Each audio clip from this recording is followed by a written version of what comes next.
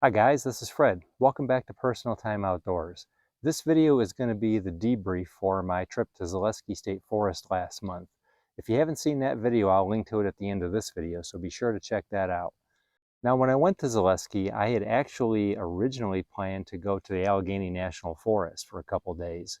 But there was a major weather event that was blowing through northern Ohio and western Pennsylvania during the days that I could go. So at the last minute, I kind of changed it up and decided to go check out Zaleski instead. Now, the trip was originally planned to be 2 nights, but it was extremely hot down there, as you saw in the video. It was in the 90s, and what I didn't mention in the video is that the heat index was like something like 107. So with the humidity, it was pretty miserable down there, which is why I ended up cutting the trip a little bit short. I'm going to take you to the map here, and I'll show you the original route that I meant to hike and how I changed it up due to the heat. So this is the trail map for the Zaleski State Forest backpacking area. And what I'm going to do is I'm going to zoom in here on the section of the trail which I did, which is known as the Southern Loop.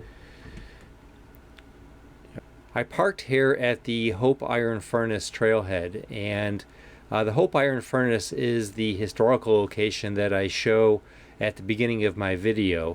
Now, I didn't go into a whole lot of detail about it, but there is more information about it online if you do want to learn more about that location. Now, the original plan was to hike into the trail using this trailhead here.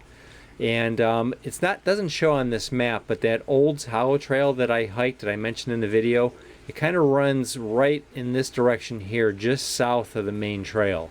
There's a cutoff not long after you enter the trailhead that you'll see that'll take you to that trail. And I think that it's worth doing. That's the location where I saw that old Pioneer Cemetery that I showed in the video. And there are some interesting rock formations down in that section that are worth checking out. And what it does is it links back up to the main trail right about in this location here. So it really doesn't add a lot of distance to the trail. It's pretty much the same distance. You're just taking kind of an alternate route. So what I plan to do from that point is I was going to hike in a clockwise direction in this manner here and take this southern loop towards campsite number 2, which is down here. And my original plan was I was going to camp there at camp number 2 for the first night, which is what I did. And then the second day, my plan was to continue in a clockwise direction and follow the trail in this manner. And then I was going to camp at campsite number 1 for the second night, which would have left me with a relatively short walk back to the trailhead on day number 3. But as you saw, the high temperatures kind of really wiped me out. And that evening I decided that I was just going to cut the trip short.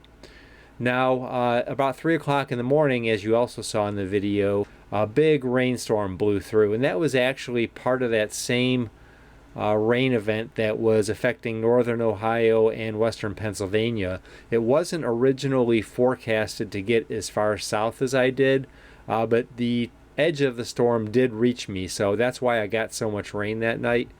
So since everything was just soaked, I was soaked, and I was cutting the trip short anyway, I just decided to road walk back out. And it doesn't show on the map, but right in this area here, there's like a little bit of an access road that leads from camp number 2 down to this King Hollow Trail. That's actually a road. So I took that access road down to King Hollow Trail, and it hit somewhere right in this area here.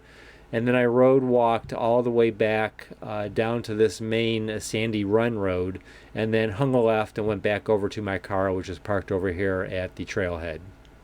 As for the trail conditions, most of what I walked was just simply a green tunnel walk through the woods. There wasn't really a lot of views or a lot to look at, apart from those areas where the really cool rock formations were. That part was pretty neat. Now I'm thinking that maybe some of the other parts of the trail that I originally planned to hike that I didn't hike would have had more to look at. I know that there's a small lake or a pond or something like that in the area that I wanted to take a look at, but it just didn't really work out. Now, as far as bugs are concerned or insects are concerned, there were a ton of mosquitoes in the sections that I was hiking. especially down by those rocks. And I think that's mainly because water seems to collect in those areas, which obviously attracts mosquitoes. Now, for some reason, there really weren't a lot of mosquitoes up by the campsite, which I was really grateful for. I'm thinking maybe because there wasn't, a lot of standing water in that area. But at any rate, if you do hike down at Zaleski in the summertime, do be prepared for mosquitoes. I would highly recommend, a decent insect repellent, and you probably want to spray your clothes with permethrin before you go. Now, the trail at Zaleski is very hilly. There are some sections where it kind of levels off, but for the most part, you're going to be doing a lot of ups and downs. Unfortunately, the area that I did was more ups than downs, which meant that when I road walked back to the car the last day, or on my second day, I had a real steep downhill, but at least it was on a road until I got kind of down to that road level, and then I was able to make it back to the car without too much trouble. But do be prepared that there are a decent amount of hills and elevation gain and loss down at Zaleski.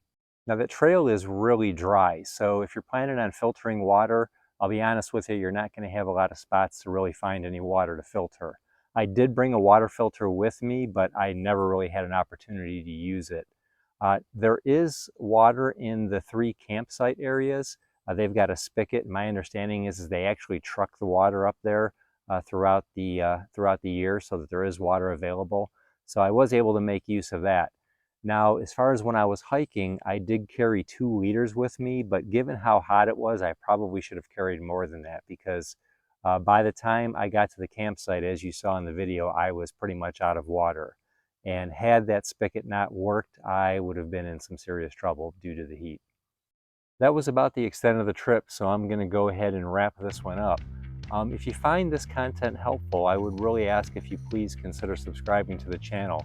My idea is that apart from just going on trips and making videos about the trips, I'm going to put together these little debrief videos after the trip, just to kind of try to help people in case they want to go visit the area themselves. That was something that I always wished I could find more of on YouTube, so I thought maybe that would kind of be what my focus would be. Thanks for watching today, and have a great day.